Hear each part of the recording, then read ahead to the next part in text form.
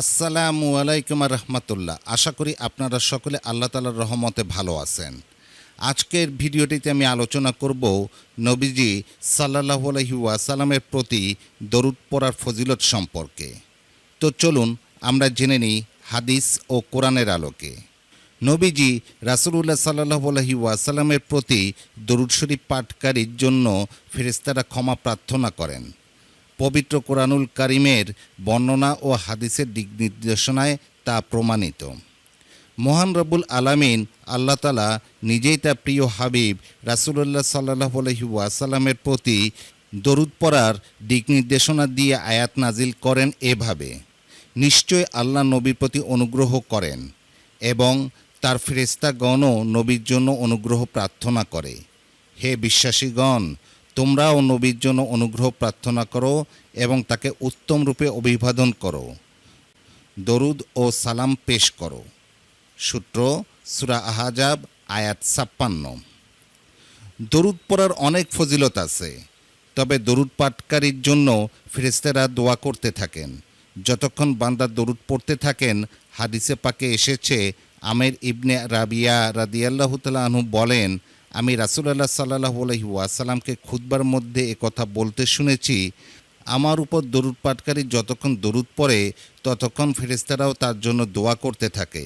সুতরাং বান্দার ইচ্ছা সে দরুদ বেশি পড়বে না কম। সূত্র মুসনাদে আহমেদ, ইবনে মাজাহ, মুসান্নাফে ইবনে আবি শায়বা। ভাই ও বোনেরা, আমরা দরুদ শরীফ নামাজের মধ্যে পড়ে থাকি। দরুদ শরীফ আরবি ও বাংলা উচ্চারণ আমি ভিডিও স্ক্রিনে দিয়ে দিয়েছি, আপনারা দেখতে পাচ্ছেন। এই দরুদ শরীফের বাংলা অর্থ হলো, হে আল্লাহ, আপনি মুহাম্মদ সাল্লাল্লাহু আলাইহি ওয়াসাল্লামের উপর এবং মুহাম্মদ সাল্লাল্লাহু আলাইহি ওয়াসাল্লামের বংশধরদের উপর রহমত বর্ষণ করুন, যেভাবে আপনি ইব্রাহিম আলাইহিসসালাম এবং ইব্রাহিম আলাইহিসসালামের বংশধরদের উপর রহমত বর্ষণ করেছেন। নিশ্চয়ই আপনি অতি প্রশংসিত, অত্যন্ত মর্যাদার অধিকারী। হে আল্লাহ, আপনি মুহাম্মদ সাল্লাল্লাহু আলাইহি ওয়াসাল্লাম এবং মুহাম্মদ সাল্লাল্লাহু আলাইহি ওয়াসাল্লামের বংশধরদের উপর বরকত দান করুন, যেভাবে আপনি বরকত দান করেছেন ইব্রাহিম আলাইহিসসালাম এবং ইব্রাহিম আলাইহিসসালামের বংশধরদের উপর। নিশ্চয়ই আপনি অতি প্রশংসিত, অতি মর্যাদার অধিকারী। সূত্র বুখারী, মুসলিম, মুসনাদে আহমেদ। এছাড়াও দরুদ পাঠে রয়েছে অনেক ফজিলত।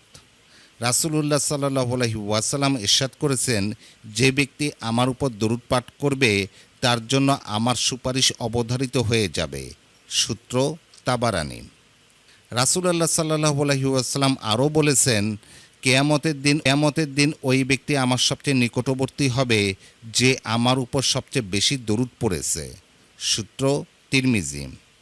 রাসূলুল্লাহ সাল্লাল্লাহু আলাইহি ওয়াসাল্লাম আরও বলেছেন, যে আমার উপর একবার দরুদ পড়বে আল্লাহ তার উপর 10টি রহমত নাজিল করবেন, তার 10টি গুনাহ ক্ষমা করা হবে এবং 10টি রহমতের দরজা খুলে দেয়া হবে। সূত্র মুসনাদে আহমেদ, নাসাই, মুসান্নাফ ইবনে আবি শায়বা।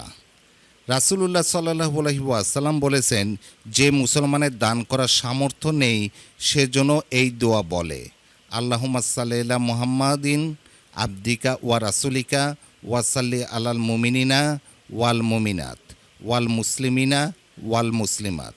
এটা তার জন্য জাকাত বা সাদকা হিসেবে গণ্য হবে।